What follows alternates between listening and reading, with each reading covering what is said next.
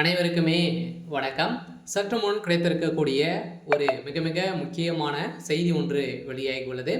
சற்று முன் பார்த்தீங்கன்னா 1000 கோடி டாஸ்மாக் உடைய வழக்கில் முதல்வர் ஸ்டாலினுடைய வீட்டில் கிடந்த ஊழல் ஆவணம், ஸ்டாலினின் பதவி பறிப்பு, இது மாதிரி செய்திகள் வெளியாயிருக்கு. ஏற்கனவே பார்த்தீங்கன்னா டாஸ்மாக் உடைய தலைமை அலுவலகத்திலும் அதே மாதிரி டாஸ்மாக் உடைய ஆலைகளில் செந்தில் பாலாஜியுடைய வீட்டிலும் அவருக்கு சொந்தமான இடங்களிலும் அதே மாதிரி பார்த்தீங்கன்னா டாஸ்மாக் உடைய அதிகாரியுடைய வீட்டில் ஏற்கனவே ரைடுகள் நடந்தது. இந்த ரைடின் அடிப்படையில் அமலாக்கத்துறை அதிரடியாக 1000 கோடி இதில் மெகா ஊழல் நடந்திருக்கு அப்படிங்கிற மாதிரி குற்றச்சாட்டை முன்வைத்து இந்த நிலையில் இது தொடர்பாக வழக்குக்கு நீதிமன்றத்திலும் பார்த்தீங்கன்னா இப்போ நடைபெற்று வந்திருக்கு. இந்த வழக்கின் அடிப்படையில் மீண்டும் பார்த்தீங்கன்னா அதிரடியாக தற்போது நேற்று பார்த்தீங்கன்னா காலையிலிருந்தே ரைடுகள் நடந்து வருது. இந்த ரைடின் அடிப்படையில் டாஸ்மாக் உடைய நிர்வாகத்துடைய அதிகாரிகளுடைய வீட்டில் 2 நாட்களாகவே ரைடு நடக்குது. இந்த ரைடின் அடிப்படையில் எக்கச்சக்கமான டாக்குமெண்ட் சிக்கியிருக்கு. இப்போ பார்த்தீங்கன்னா டாஸ்மாக் உடைய ஊழல் அடிப்படையில் அனைத்து ஆவணங்களுமே பார்த்தீங்கன்னா முதல்வர் ஸ்டாலினுடைய வீட்டுக்கு முன்பு அமலாக்கத்துறை கையில் கிடைத்த சம்பவம் பெரும் பரபரப்பை ஏற்படுத்தியிருக்கு. இந்த நிலையில் தான் இப்போ முதல்வர் ஸ்டாலின் அவருடைய பதவி பறிக்கப்பட்டிருக்கு. இப்போ ஆளுநர் RN ரவி அவருடைய ஆட்சியாக தான் இருக்க போகுது. பார்த்தீங்கன்னா டாஸ்மார்க்கில் நடந்த மிகப்பெரிய ஊழலின் அடிப்படையில் முதல்வர் ஸ்டாலினுடைய கதை ஒட்டுமொத்தமாக முடிந்திருக்கு.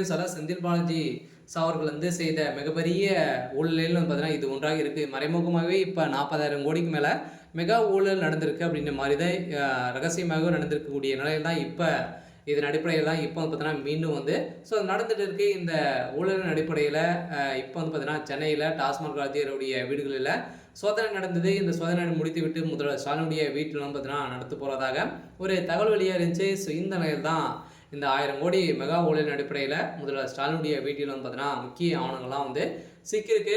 இருந்தாலுமே ஏற்கனவே ஸ்டாலின் அவர்கள் பார்த்தீங்கன்னா நிறைய விஷயத்தில் நிறைய சிக்கி ஒரு மிகப்பெரிய சம்பவம் நடந்துட்டு இருக்கு. இந்த சம்பவத்தின் அடிப்படையில் டாஸ்மாக் உடைய ஆலையில் பார்த்தீங்கன்னா இப்போ அமைச்சராக இல்லை இல்லையா, இவர் செந்தில் பாலாஜி அவர்கள் இல்லை. இந்த நிலையில் தான் பார்த்தீங்கன்னா மீண்டும் ரைடுகள் நடக்குது. இந்த ரைடில் எக்கச்சக்கமான டாக்குமெண்ட்டுகள் சிக்கினது அப்படின்னா சிக்கியதாகவும், அதே மாதிரி இப்போ முதல்வர் ஸ்டாலின் அவர்களுக்கு இதில் தொடர்பு இருக்குது. அனைத்து பணங்களுமே முதல்வர் ஸ்டாலினுடைய அக்கௌண்ட்டுக்கு பார்த்தீங்கன்னா சபரீசனுடைய அவருடைய மருமகன் அவருடைய அக்கௌண்ட்டுக்கு தான் போயிருக்கு அப்படின்ற மாதிரி தகவல் வெளியாக இருக்குது. இந்த நிலையில் தான் மீண்டும் பார்த்தீங்கன்னா ரைடுகள் இருக்குது. நேற்று நடத்திய ரைடின் அடிப்படையில் மீண்டும் பார்த்தீங்கன்னா இன்று இன்னுமே முடியல.